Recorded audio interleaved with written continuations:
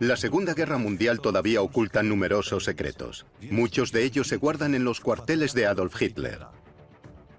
Me llamo Łukasz Kasek. Soy explorador y apasionado de la historia. Me gustaría invitarles a viajar a los lugares donde se tomaron las decisiones más importantes de la Segunda Guerra Mundial. Veremos cómo vivía uno de los mayores criminales de la historia del mundo y desde dónde comandaba sus ejércitos. Conoceremos los cuarteles de Hitler. Maybach. Zosen, 20 kilómetros al sur de Berlín. A unos 10 minutos en coche de Berlín, se halla un extraño complejo de la Segunda Guerra Mundial. Nos encontramos con unas altísimas agujas de hormigón que recuerdan a cohetes espaciales y casas abandonadas, en ruinas, construidas en su totalidad con hormigón armado. ¿Cuál era el propósito de este misterioso complejo? En 1937, los nazis comenzaron en la más estricta confidencialidad la construcción de búnkeres en Zosen. Construyeron varios refugios con una característica aguja rematada en punta.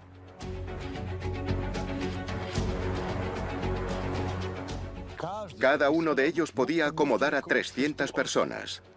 Servirían de refugio a los trabajadores civiles, así como a los habitantes anónimos de la localidad de Zosen.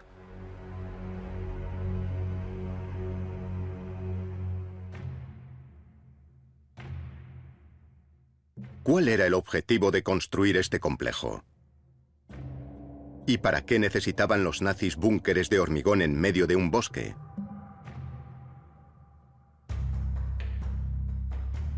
A finales de la década de los 30, Hitler ya elaboraba en secreto su plan para conquistar el mundo. Sabía que para conseguir la eficacia en múltiples frentes necesitaría un centro de mando moderno. Aparte de refugios, el plan de construcción implicaba, primero, búnkeres perfectamente camuflados, con oficinas militares y un enorme centro de comunicaciones subterráneo, desde el que dispondría de la capacidad para comandar la Segunda Guerra Mundial. La elegida para este propósito fue una de las zonas en las proximidades de Zosen, 20 kilómetros al sur de Berlín.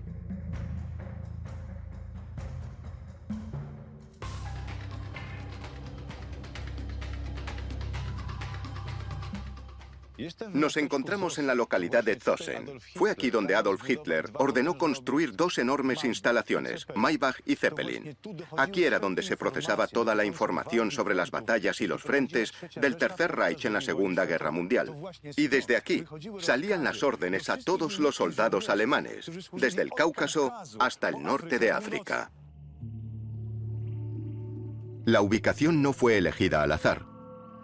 Incluso antes de la Primera Guerra Mundial, entre Zosen y Wunsdorf ya había una guarnición y un cuartel de instrucción. Los nombres de ambas localidades se usaban indistintamente para las instalaciones que se ubicaban aquí. Durante la Primera Guerra Mundial, el complejo militar se convirtió en el cuartel general del Reichswehr, el ejército de la República de Weimar. Hitler mencionaba a menudo a Zosen cuando expresaba su desdén por el cuerpo de oficiales que, según la tradición pruso-germana y también de otros principados, solo reclutaba oficiales entre las familias nobles.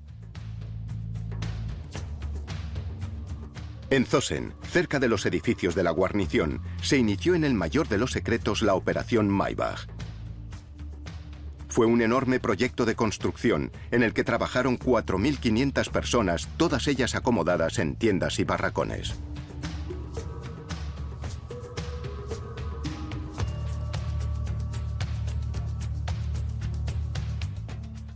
Pusieron al complejo el nombre de Maybach para confundir a los enemigos, pero también a los alemanes. La idea era dar la impresión de que se estaba construyendo una planta auxiliar de la firma Maybach para la producción de motores y coches. Y además, entre los propietarios de un Maybach se encontraba también Adolf Hitler.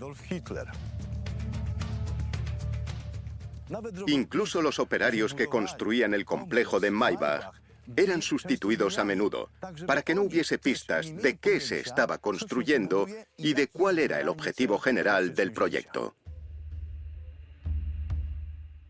Antes de comenzar las obras, se licitó un concurso público. En el proyecto no estuvieron involucrados condenados a trabajos forzados ni el ejército, ni siquiera la organización Todd, que por entonces estaba construyendo la guarida del lobo. Todo esto ocurrió a posteriori.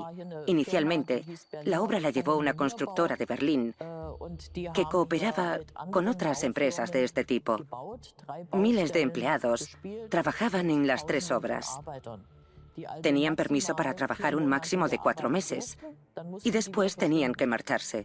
Naturalmente se hacía así porque nadie podía conocer detalles sobre la tarea, era todo un secreto. La primera fase de la obra consistió en la construcción de varios refugios muy característicos. Eran semejantes a agujas. La idea era que fuese más difícil alcanzarlos en caso de bombardeo. E incluso en caso de que los alcanzase alguna bomba, simplemente ésta se deslizaría sobre la pared del búnker y caería al suelo. Hitler ocultó con éxito su construcción al mundo, mientras aumentaba sistemáticamente su influencia internacional.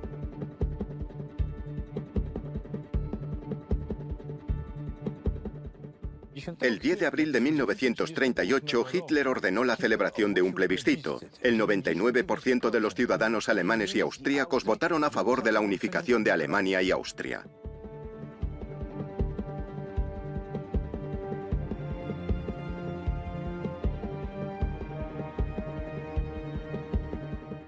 La popularidad de Hitler crecía, y no solo entre los alemanes y austríacos. Cada vez era más famoso en todo el mundo. En 1938 fue elegido personaje del año por el semanario Time. Se trata del único caso en el que la foto de la persona distinguida no salió en la portada de la revista. El mecanismo de concesión del título de Persona del Año no significa que una revista concreta considere a un personaje en particular más destacado, simpático o valioso. En este caso, la revista simplemente le otorgó esa mención a un político o estadista que claramente había tenido un gran impacto en todos los aspectos a escala internacional. De modo que el premio no debe sorprendernos y no existe ningún motivo para condenarlo. Mientras Time otorgaba a Hitler el título de Hombre del Año, comenzaba la segunda fase de las obras en Zosen, cerca de Berlín. Iban a construirse 2 complejos de búnkeres. En 1939 se construyó el complejo de búnkeres Maybach I. Un año después, el complejo de búnkeres Maybach II. Entre ambos complejos sumaban más de 20 edificios. La mayoría eran inmuebles de una sola planta y una docena tenían 2 plantas. Todos estaban pintados de colores elegantes, tenían tejados a 2 aguas, chimeneas, incluso flores en las ventanas. Todo para que no se distinguiesen de otras zonas residenciales similares.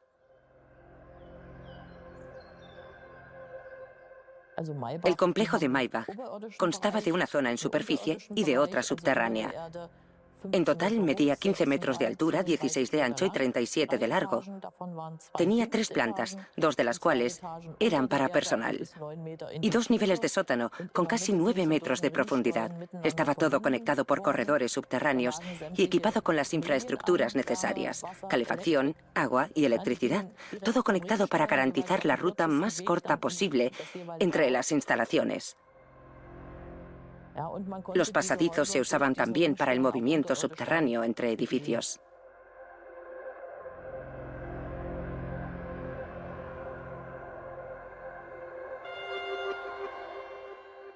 El tamaño de este proyecto, sin duda, es impresionante, tanto como lo que albergaba en su interior.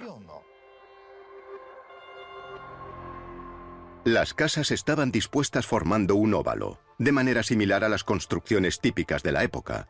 La mayoría eran edificios de una sola planta, unos cuantos de 2 plantas.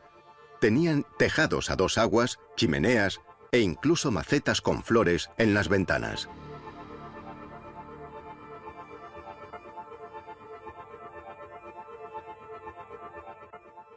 Estaban acabados como casas normales. Dentro había oficinas. El personal tenía acceso a agua potable. Las habitaciones eran funcionales. En el interior incluso hacía relativo calor.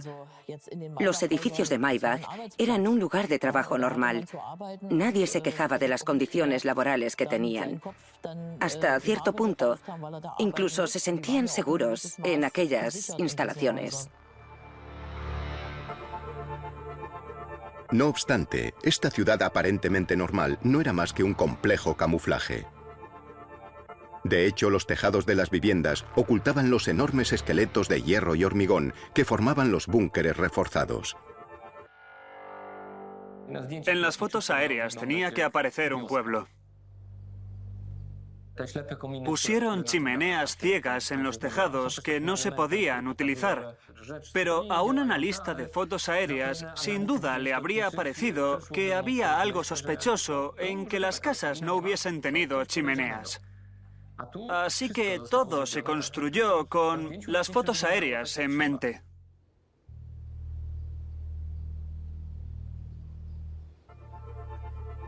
Maybach 1 y Maybach 2 se construyeron en menos de 2 años.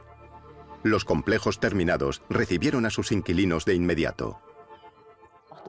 Maybach 1 albergaba al alto mando del ejército. Además, se instalaron varias unidades con sus respectivos centros de mando. Maybach 2 se convirtió después en el cuartel general del alto mando de la Wehrmacht, que planificaba la guerra y daba las órdenes, de modo que tenía que estar cerca del frente. Era lo que se conocía como administración.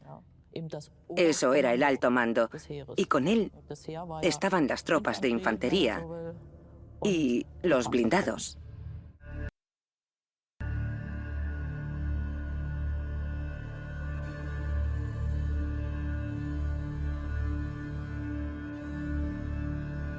La red de corredores subterráneos de Maybach lo conectaban con el búnker llamado Zeppelin.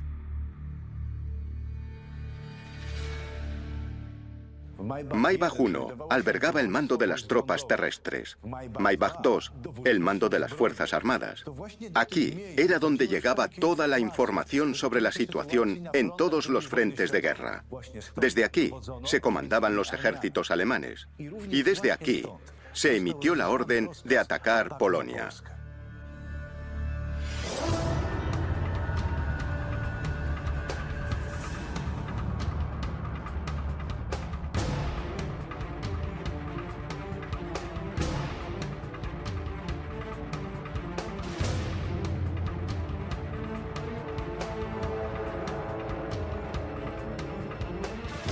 La orden de atacar Polonia salió del búnker Zeppelin, que se construyó durante la última fase de edificación del complejo.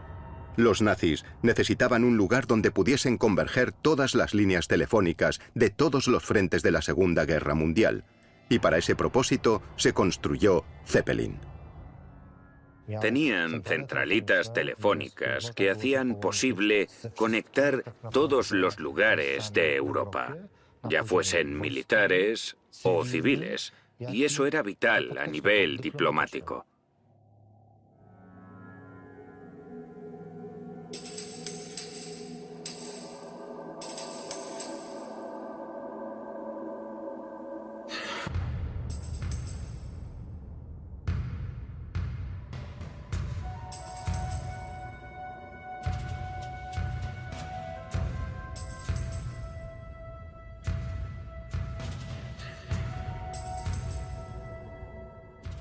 Las instalaciones de Zeppelin alcanzaban los 18 metros bajo tierra.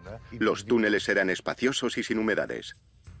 Aquí se encontraba la centralita telefónica principal. Los túneles contaban con pozos y con otros dispositivos como baterías que, en caso de avería o ataque, permitían que los aparatos clave siguiesen funcionando hasta 14 días. El edificio contaba también con un ascensor para camiones. Maybach y Zeppelin estaban conectados por un túnel subterráneo.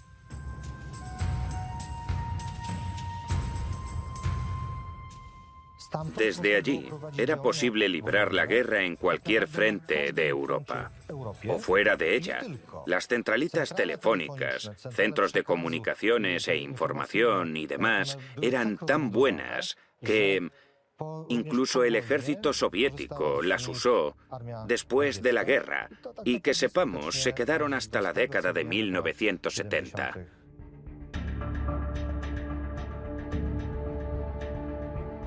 Hitler, como siempre, consiguió lo que quería. Creó un enorme centro de mando, perfectamente funcional para toda la guerra. Cuesta creer que nunca llegase a ver los complejos de Maybach y Zeppelin con sus propios ojos. Porque, según los historiadores, Hitler nunca pisó esos lugares.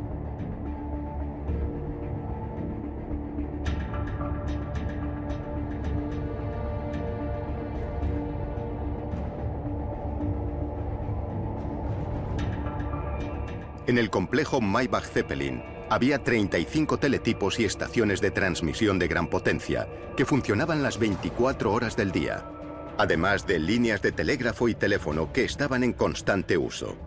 La comunicación interna dentro del complejo se hacía a través de tubos neumáticos. Los telegramas, documentos y todo lo que fuese necesario se metía en un cartucho y se seleccionaba el destino. Había un engranaje que permitía elegir el objetivo, el destino. Después metías el cartucho, por ejemplo, en la tubería 1 y el aire comprimido lo enviaba hacia su destino. Esto facilitaba el envío de correspondencia entre las diferentes instalaciones de ese enorme complejo. El mecanismo funcionaba aplicando vacío. No solo los alemanes usaban este método. En el Nuevo Mundo, los Estados Unidos usaban un sistema similar. Pero pese a todo, no podemos sino admirar la escala de este proyecto, porque la superficie habitable era enorme.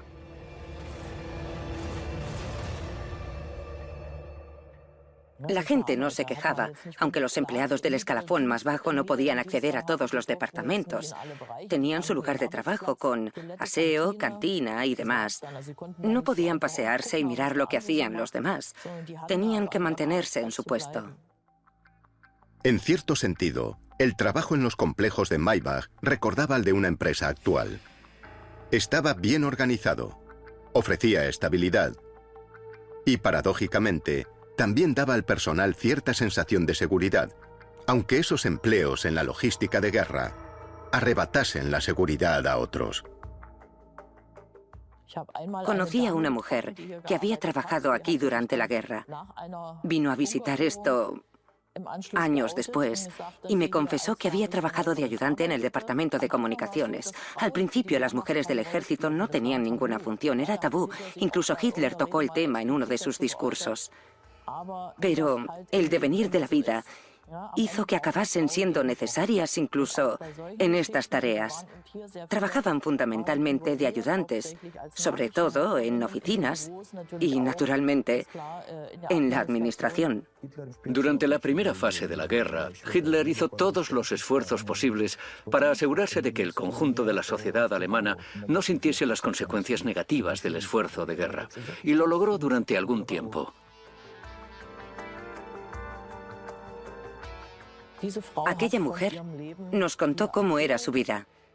Trabajaba en el búnker Zeppelin, en el centro de teletipos. Volviendo la vista atrás, para ella fue un periodo espléndido. Era una chica joven y la guerra en un principio no tuvo impacto alguno en la población alemana, porque los combates tenían lugar fuera de sus fronteras. Alemania planeó la guerra, pero aquí tenían privilegios. Conseguían descuentos y subsidios, incluso tenían comida de sobra. Hitler recordaba lo que había ocurrido durante la Primera Guerra Mundial, fundamentalmente la escasez de comida y en ocasiones el hambre. Según Hitler, eso fue clave para el derrumbe interno del Reich alemán.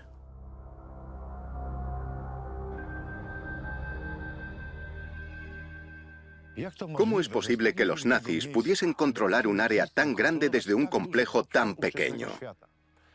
¿Cómo es posible que un aspirante a pintor, ayudante de albañil y cabo de las trincheras de la Primera Guerra Mundial crease un imperio que casi derrotó a Europa y literalmente la obligó a hincar la rodilla? Hitler, sin duda, tenía un buen número de cualidades para el liderazgo y aspiraba a que lo considerasen un líder en numerosos lugares. Además, tenía una motivación muy fuerte impulsada por su autoestima narcisista.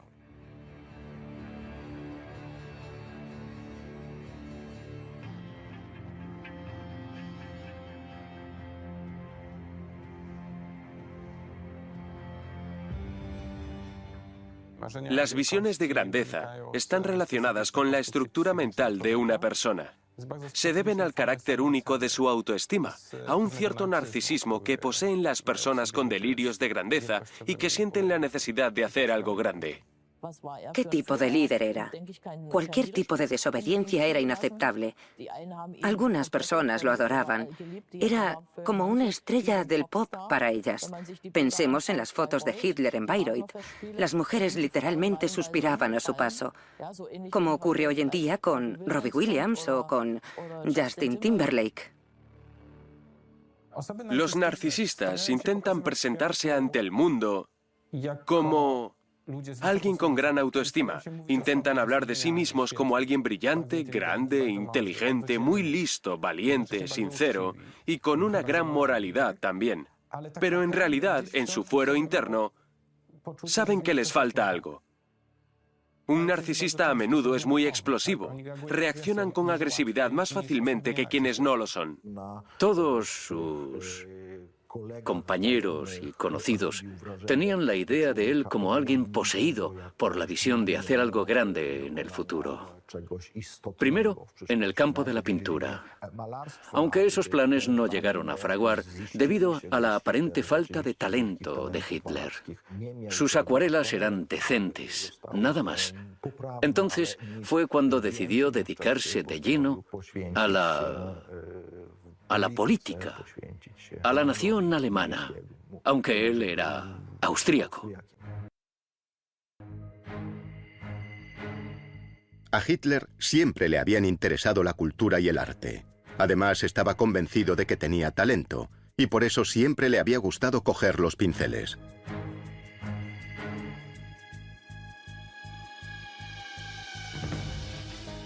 Pintaba acuarelas, fundamentalmente paisajes montañosos y motivos de arquitectura urbana. La arquitectura era su segunda pasión. Incluso siendo ya Führer del Tercer Reich, se autoproclamaba artista, no político. No obstante, la carrera artística no era el destino de Adolf Hitler. Y entre los años 1907 y 1908, lo descubriría por las malas.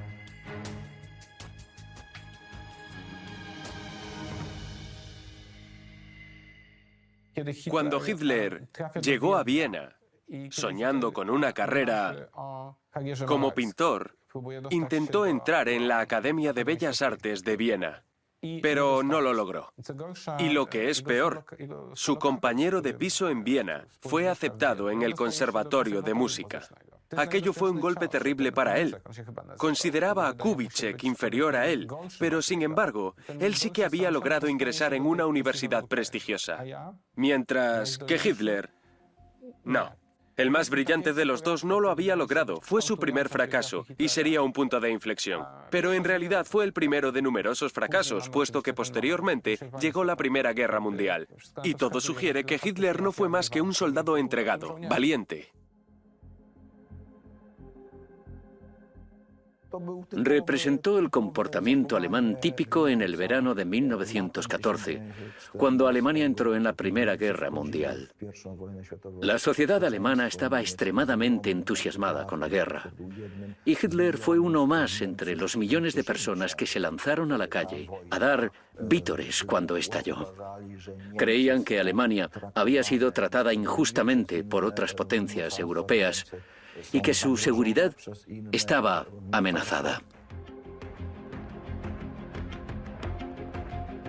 Alemania temía que Europa pactase a sus espaldas para perjudicarla.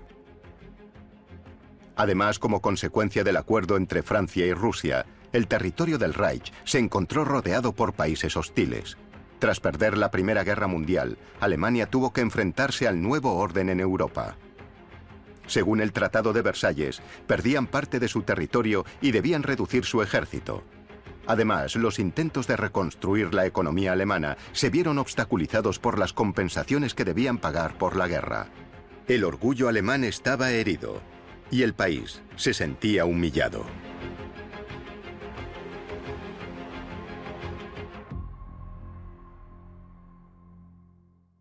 Había una generación que había sufrido mucho en la Primera Guerra Mundial. Sentían que habían luchado valientemente, pero que habían perdido, y buscaban un chivo expiatorio.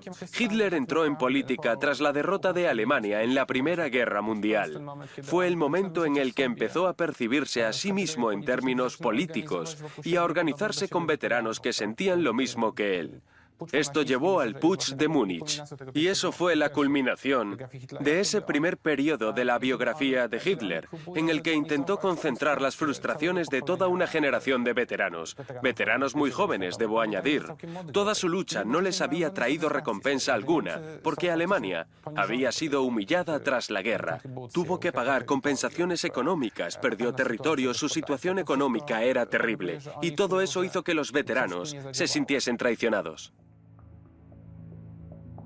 Hitler comprendía perfectamente los mecanismos sociales. Era consciente de la negatividad que reinaba entre el pueblo tras la Primera Guerra Mundial. Los alemanes habían sido humillados a ojos del mundo, y la situación se había agravado con la grave crisis económica. Hitler decidió actuar.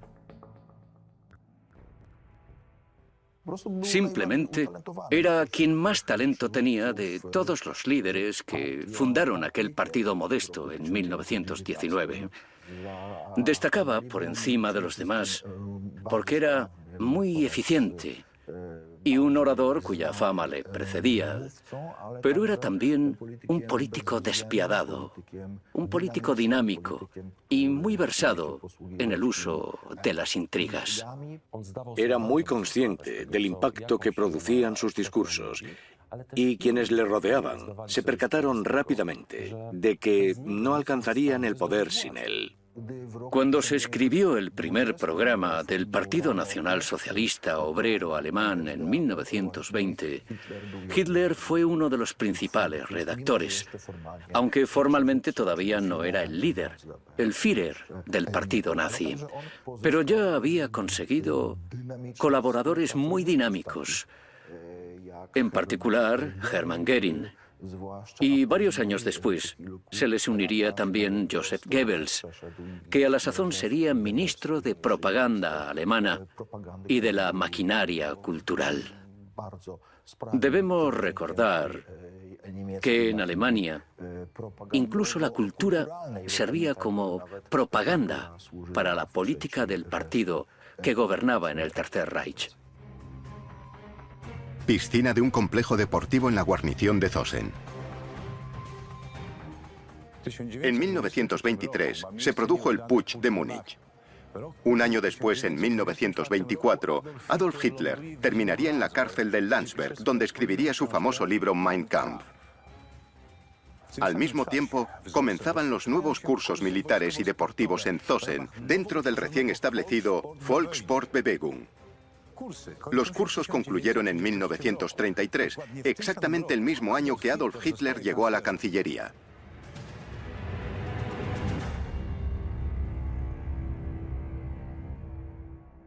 Una vez que el partido nazi de Hitler ganó las elecciones, el presidente del Reich, Paul von Hindenburg, lo nombró canciller. Esto permitió a Hitler asumir el poder absoluto en Alemania. Inmediatamente empezó a explicar a los alemanes dónde acechaban verdaderamente los enemigos y amenazas del Reich. Si repasamos lo que estaba ocurriendo entonces, vemos que los seguidores de Hitler crecían rápidamente. Naturalmente, después nadie sabría nada y nadie habría votado a Hitler. Hablaba de su voluntad de preservar la paz en Europa y recalcaba que las principales amenazas para la paz en el continente eran sobre todo la Unión Soviética, el comunismo mundial y los judíos del mundo. Mientras que Hitler y sus compatriotas estaban allí para proteger los valores europeos. En 1933, 34 y 35, el régimen nazi intentó también internacionalmente presentarse como un movimiento pacífico. Un buen ejemplo son los Juegos Olímpicos de 1936, cuando Hitler intentó presentarse como un hombre amante de la paz.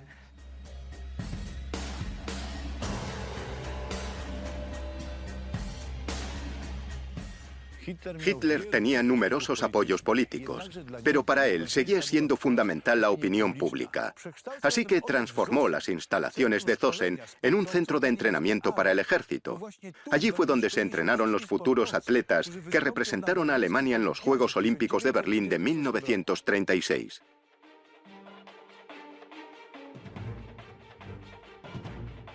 Los Juegos Olímpicos eran una oportunidad para Hitler de reforzar su imagen mundial como líder de un Estado poderoso que valoraba la paz. Los Juegos se organizaron con una parafernalia verdaderamente impresionante. Fueron el gran éxito de propaganda de Hitler y se aseguró de que todo el mundo se enterase. Para ello, contó incluso con la primera emisión de televisión en directo de la historia.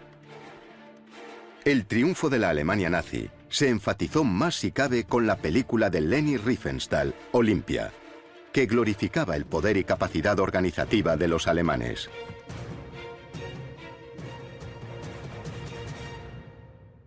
Hitler se sentía triunfador. Tomó nota de la admiración del mundo y del apoyo sin reservas de sus compatriotas.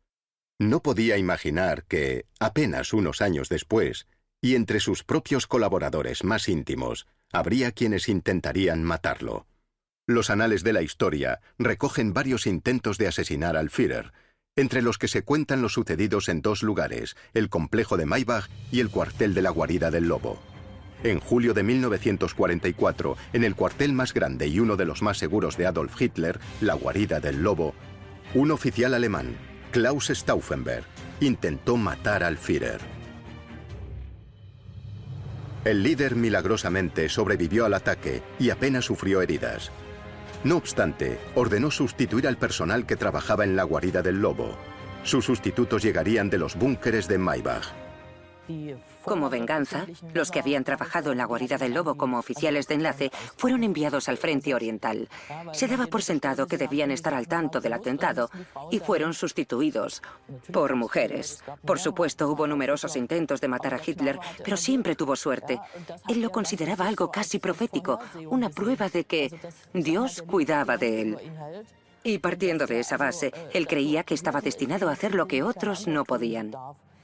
Efectivamente, hubo toda una serie de atentados contra Hitler, entre ellos la tentativa de asesinato más conocida, la de la Guarida del Lobo.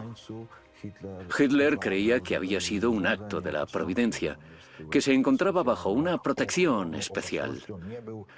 No era un hombre religioso, como ya sabemos, pero pensaba que el destino existía y se creía destinado a hacer grandes cosas y a guiar al pueblo alemán.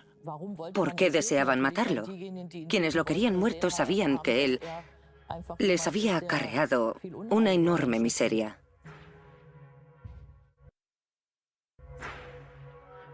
Pero no eran los enemigos militares de Hitler los únicos que lo tenían en el punto de mira. El peligro acechaba entre el círculo más íntimo del Führer. En la caja fuerte de Maybach II se encontraron documentos relacionados con los preparativos para asesinar a Adolf Hitler el 20 de julio de 1944. Posteriormente, se descubrirían los diarios de Wilhelm Canaris, director de la Abwehr, la inteligencia alemana. Constituían una evidencia clara de sus acciones contra Hitler y el Tercer Reich. Se trata de un pequeño monumento que recuerda el atentado del 20 de julio. En realidad, es un viejo armario archivador que, en teoría, recopila los documentos que Canaris consiguió reunir contra Hitler. El almirante Wilhelm Canaris, como jefe de la inteligencia alemana y de la contrainteligencia, la Abwehr, visitaba a menudo el búnker de Maybach y los edificios de la guarnición de Zosen. Aquí fue donde planeó su doble traición. Era un amigo devoto del Führer y un hombre que buscaba derrocarlo. Canaris era un buen amigo de Hitler al principio y además le caía muy bien al Führer. Un compañero me comentó una vez que en el complejo Canaris siempre estaba acompañado por su perro Tekel. Canaris siempre ha sido presentado por los medios, en especial por la literatura y por el cine, como un jefe de inteligencia militar que obtuvo grandes éxitos. Esto no es enteramente cierto, porque la historia de la inteligencia militar alemana también está plagada de desastres muy sonoros. No obstante, también jugó un papel muy significativo en la preparación de una conspiración secreta contra Hitler entre la clase dirigente del Tercer Reich. Apoyó activamente al pequeño grupo inicial de conspiradores del Abwehr, aunque el papel clave no fue precisamente el de Wilhelm Canaris, sino el de Hans Oster, que fue un duro rival de Hitler. Canaris conocía este detalle, pero lo toleró e incluso lo protegió.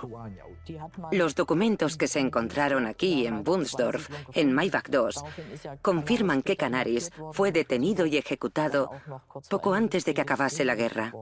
Canaris pagó el precio más alto posible por los actos que cometió. Fue detenido primero, fue privado del liderazgo de la inteligencia militar a comienzos de 1944 y poco tiempo después, tras la tentativa de asesinato de Hitler, fue detenido y ajusticiado justo antes del final de la guerra.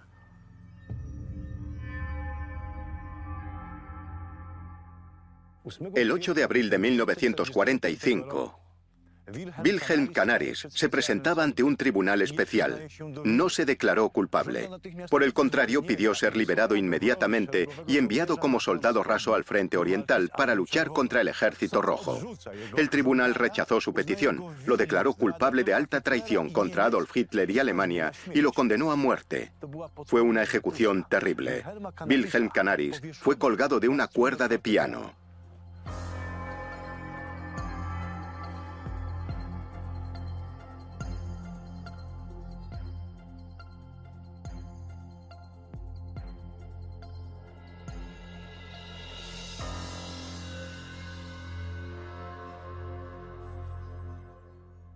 El 20 de abril, mientras el Ejército Rojo se aproximaba rápidamente a Zosen, el general Krebs en persona solicitó a Adolf Hitler que le permitiese abandonar la base para poder destruir los documentos más importantes que había en ella.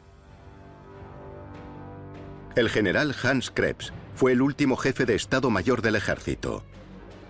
Se mantuvo en su puesto de Zosen prácticamente hasta el final, hasta su ocupación por el ejército soviético. Los alemanes, ya en retirada, no lograron destruir todo el material y tampoco pudieron destruir documentos clave. En Berlín, la noche del 30 de abril al 1 de mayo, el general Krebs, que hablaba ruso perfectamente, comenzó las negociaciones con el general Chikov para la capitulación del Tercer Reich. Al día siguiente, el 1 de mayo, en un búnker situado bajo la Cancillería del Reich, el general se suicidaba. Naturalmente, la idea era quemar todos los documentos y volar el complejo, como se había hecho en Vinnitsa o en la guarida del lobo, en Gierlos, pero no fue así. Y lo que es más, los soldados soviéticos debieron de experimentar algún tipo de shock cultural, porque en lugar de toparse con hogueras con archivos y documentos en llamas y equipos destrozando todo lo que podían, se encontraron con apenas 4 guardias y, según los rumores, uno de ellos estaba tan borracho que no pudo ni rendirse. Esos guardias simplemente guiaron y acompañaron a los oficiales del Ejército Rojo al menos por una parte del gran complejo. Por supuesto, a los rusos lo que más les interesaba era hacerse con el centro de comunicaciones. Hay una anécdota de aquella época que dice que al parecer sonó el teléfono. Contestó un soldado soviético y al otro lado de la línea se encontraba un oficial de alto rango de la defensa de Berlín. El soldado soviético supuestamente respondió, en tono muy vulgar, que aquel ahora era el teléfono de Iván.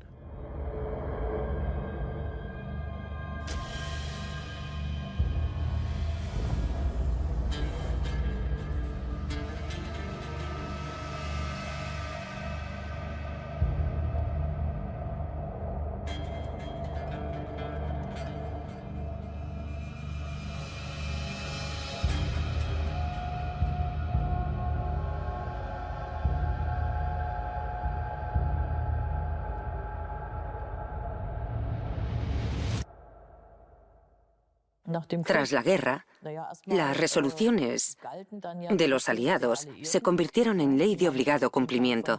La mayoría se habían preparado parcialmente durante las conferencias de Yalta, Teherán y después Potsdam.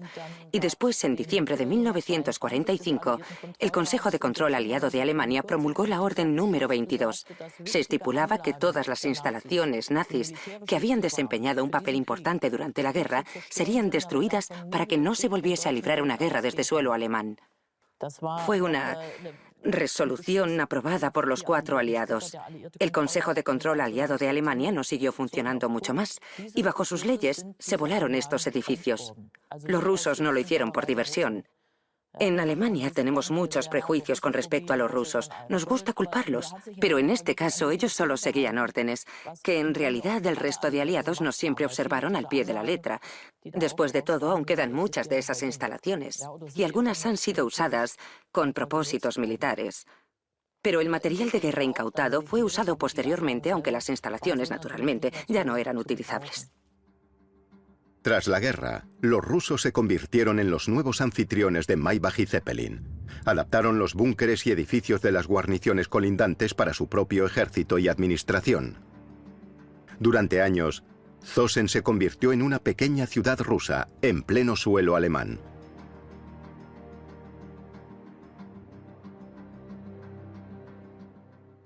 Durante la Guerra Fría, Zosen y Wunstorf fueron la sede del cuartel general del Ejército Rojo Occidental. Fue aquí donde se tomaron decisiones clave que afectaron no solo a los soldados, sino también a los ciudadanos de la antigua República Federal Alemana.